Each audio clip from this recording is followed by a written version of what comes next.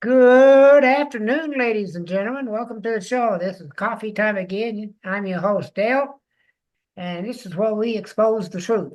And today we're exposing the truth with Reverend Leslie Peters, RN. So she's got some credentials in front and in the back of her name. She's a wonderful lady. I've known Leslie for a long time. This is her third appearance on my show. It's a record, but she needs to be here because she's got a lot to say about healing and love. That's the thing that she really gets into is love, and I totally agree with her. So give a big applause to Leslie. Good afternoon, Leslie. Hey, Dale. And listen, let's give a big applause to Dale. You're out there doing the work. Thank you, bud. Hey, before we start, you want to do our heart connection? Yeah, let's do. Let's connect our hearts, dude. All right. We'll just be silent for a minute. Audience, do it with us.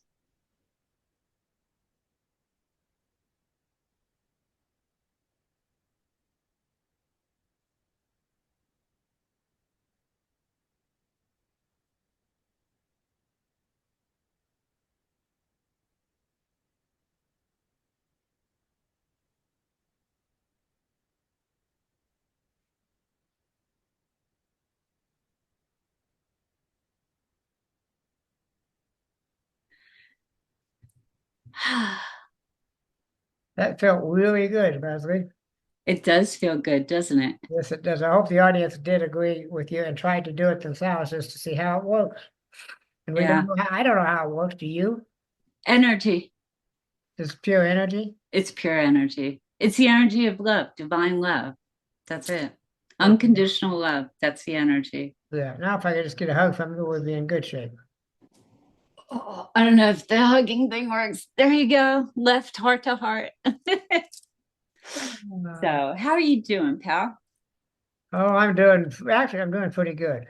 Yeah. I've got six more podcasts today, and I just, Six? not today, but this month. Oh, I thought you meant today. I'm like, dude, it's like 4 o'clock. No, no, I got six more to do this month. I'm already scheduling into next month. That's great. That's So I'm fantastic. busy as busy can be. We got new owners here at the complex where I live. I Yeah. talked to him yesterday about being a sponsor. Oh, What awesome. do you think about it? I'll give him two commercials, one at the beginning, one at the end, and he paid Yeah. me to do that. Just Very cool. so we'll see what he says. Things are looking good. Things are looking good. Yeah. So what do you want to chat about today? Should we chat about love in the heart? Let's talk about love in the heart. It's an important thing. I mean, we tried to do the podcast and it didn't work real well, Yeah. I told you it's divine timing wasn't right. right? It's Yeah, all about timing. And I think that's where we get into trouble. I did myself too, right? Like when we try to control things, the last 7 years have taught me that when all doors and windows close, it ain't time to go outside. no, And that's it, pure and simple, and even if you don't believe in God, I always tell my kids, like, I didn't know I believed in God till I was till like 2020. And I mean, I've always had an unshakable faith in that voiceless voice in my heart, right? mhm, yeah, And so, but I would always tell my kids that, like, you've got to believe in something bigger than us. Because if you think that your life, everything you do is 100% in your control, you're going to have a miserable life.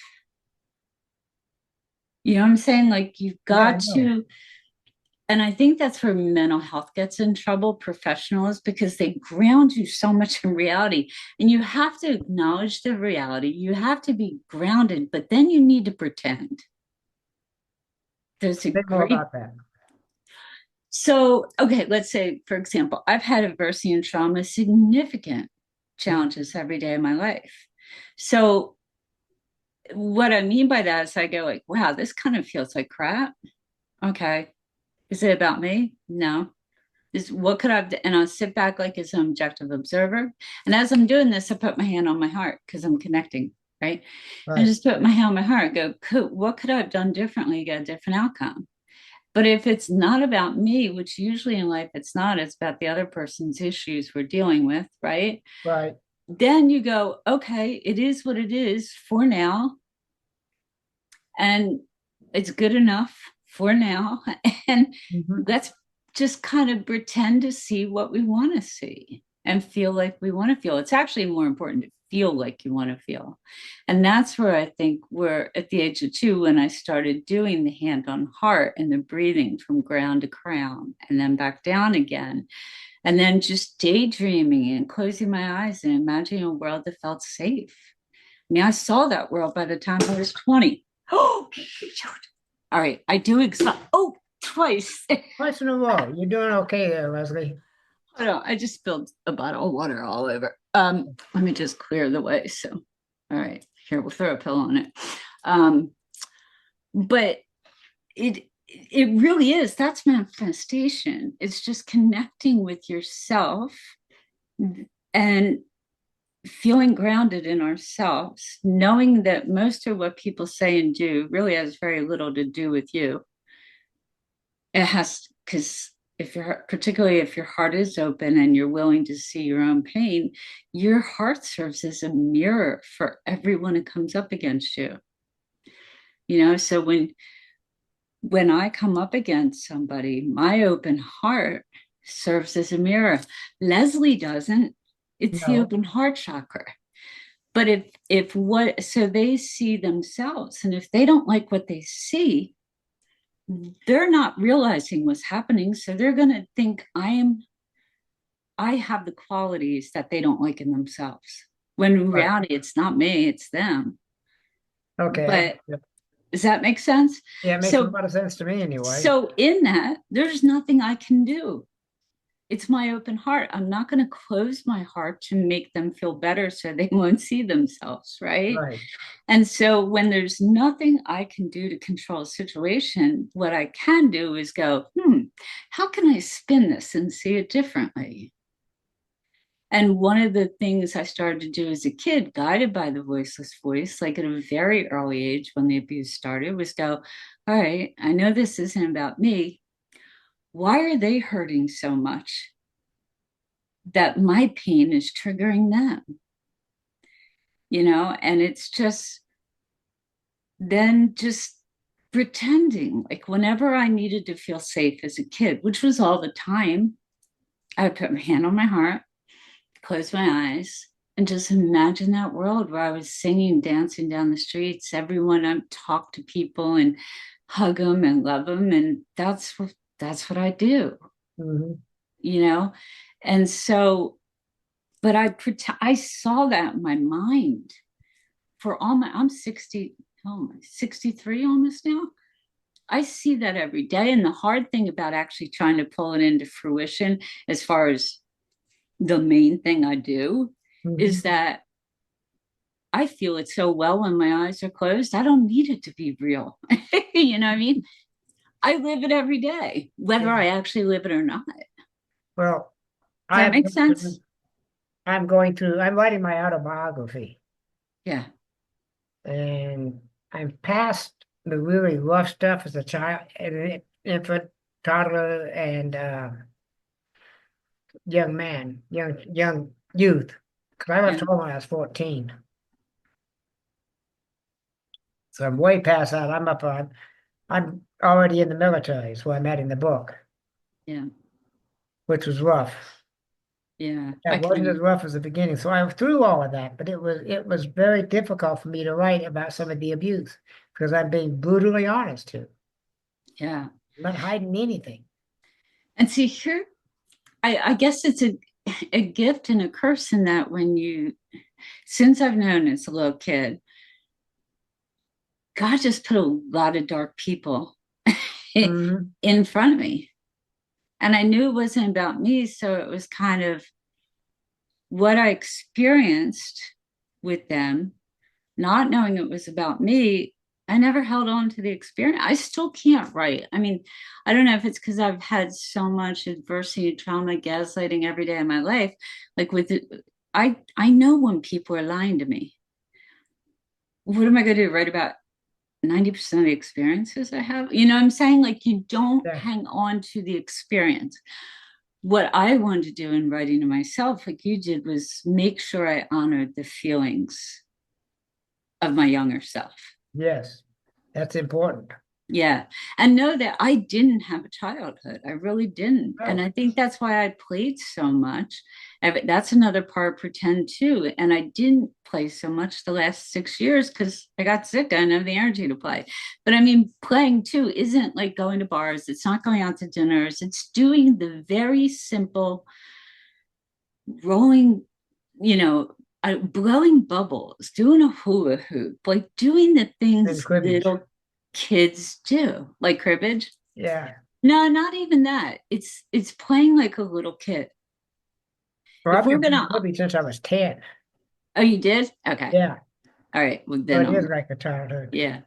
Like silly things, things that people look at. I've done every day of my life before the last 7 years. Every day of my life, I made sure I did something silly. And 99% of the time, people would look at you and go, what is wrong with her? Right? Yeah.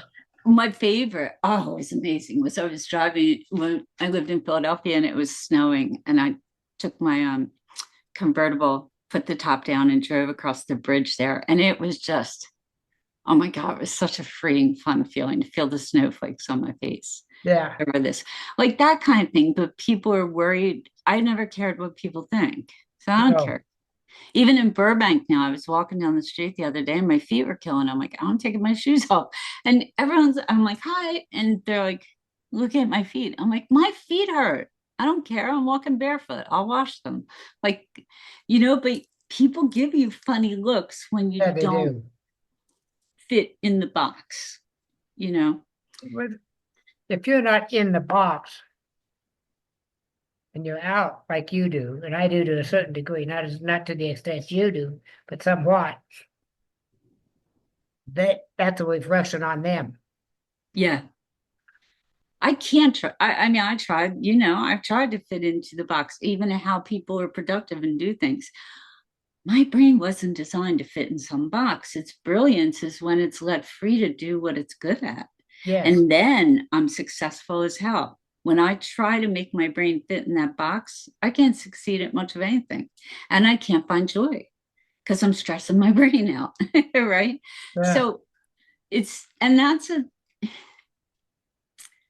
you know, I want to talk about love, but where is your audience in tune at all with like the energies of the world and the like, I where the don't know. country's going? That doesn't come up in my analytics. Do you want to talk about it, where the Sure. country's going? Yeah. Let's educate them. So, all right. So, in this time, the last, I think, 7 years, the world has been preparing for a huge energy shift. And I believe what's happening is we've totally lost connection with our humanity and where our values should be, right? And Mhm. there's so much manipulation, and people think it's from leaders. But if you look around, pretty much most people manipulate or gaslight throughout the day. It's just at different degrees. Put Yeah. stuff on social media. If you're editing it, you're gaslighting. You're wanting someone to see what you want them to see. Right.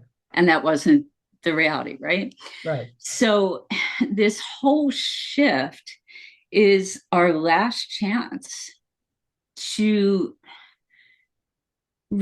open our hearts, remember who we are, and go back to a place of authenticity, truth, and transparency. Like if you look at the fires and all these things going on, a lot of it is that whatever is built on a foundation of lies, deceit, manipulation is crumbling. Hmm. And the energy, I don't, so in this energy, it's really uncomfortable because the ether of the world, like the whatever's outside us, the cosmos and us. People say the matrix, the illusion, that's thinning. Hmm. And as that thins, it's very scary because things are shaking up and there's a lot of discomfort right now. And the people in charge of our country are fueling this uncomfortableness, and which in a way isn't a bad thing because it's forcing us to see truth where I'm not making sense, am I? I mean, I'm trying to slow down to make this make sense. That actually you're making kind of, it's not bad. It is a little Okay. off, but not bad. It basically, for people, the important thing about love and heart, right? And if we can redefine love. So when I think of love, I don't think of like a intimate relational, like a one-on-one relationship. Yeah, Love is a state of being which involves the energy of the heart.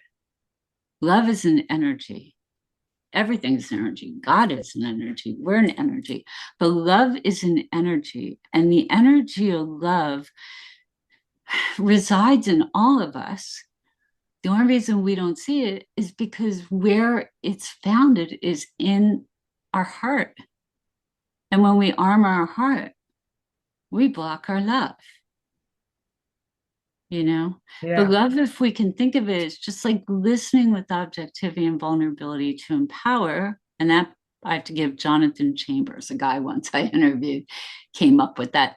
But it's listening with objectivity and vulnerability and empower ourselves first. Listening to our heart, right? Like, what's yeah. your heart want?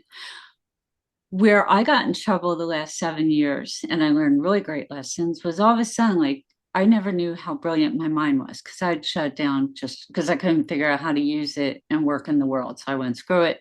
I'm just going to roll from my heart. Yeah. And when I awakened that, like, I know deep inside there's this powerful businesswoman, right? Mhm. So whenever I try to be her, it doesn't work because that's what my soul didn't come here. She came here to be powerful, but not a businesswoman. My soul came here to love. There was a mission founded in the heart.